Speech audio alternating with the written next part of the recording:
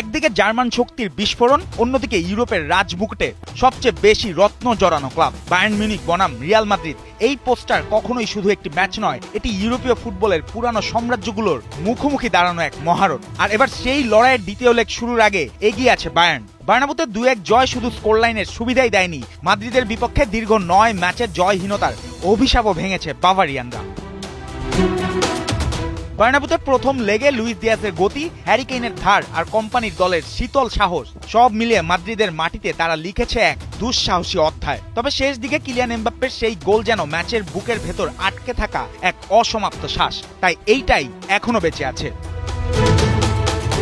বায়ার্নের জন্য সমীকরণ পরিষ্কার, ঘরের দুর্গে আলিয়ান্সকে আরেকবার অপ্রবেশ্য বানাতে হবে। এই ইউরোপিয়ান প্রতিযোগিতায় প্রথম লেগে অ্যাওয়ে ম্যাচ জেতার পর 30টি 2 লেগের টাইয়ে 29টিতেই তারা এগিয়েছে পরের রাউন্ডে। ঘরের মাঠেও তারা এখনো দুর্দান্ত।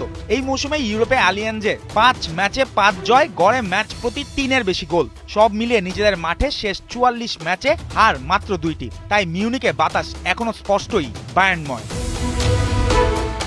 তবে ইতিহাস বলছে চাপের রাতে রিয়ালকে কখনোই বাতিল করা যায় না। জার্মান প্রতিপক্ষের বিপক্ষে শেষ 7টি champions league quarter final tie জিতেছে লস ব্ল্যাঙ্কোস। অ্যালিয়ান্স অ্যারেনাও শেষ 4 সফরে তারা অপরাজিত, 3 জয় 1 ড্র। তাই 2-1 পিছিয়ে থাকলেও মাদ্রিদের বিশ্বাস এখনো ফুরিয়ে যায়নি।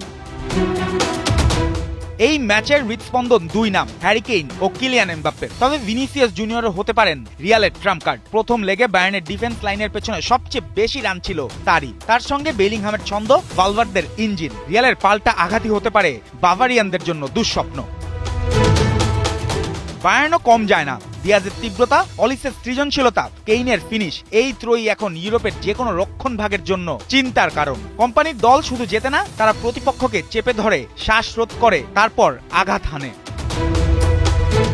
কোম্পানির গড়া বিস্ফোরক বায়ার্নের সঙ্গে চ্যাম্পিয়ন্স লিগের চিরন্তন সম্রাট রিয়াল মাদ্রিদের স্নায়ুযুদ্ধ। প্রশ্ন একটাই, প্রথম লেগের সাহস কি বায়ার্নকে নিয়ে যাবে শেষ 4-এ, নাকি আবারও ইউরোপের রাত মাদ্রিদের জাদুতেই রাঙাবে? জুবায়ের নূর, ৭১।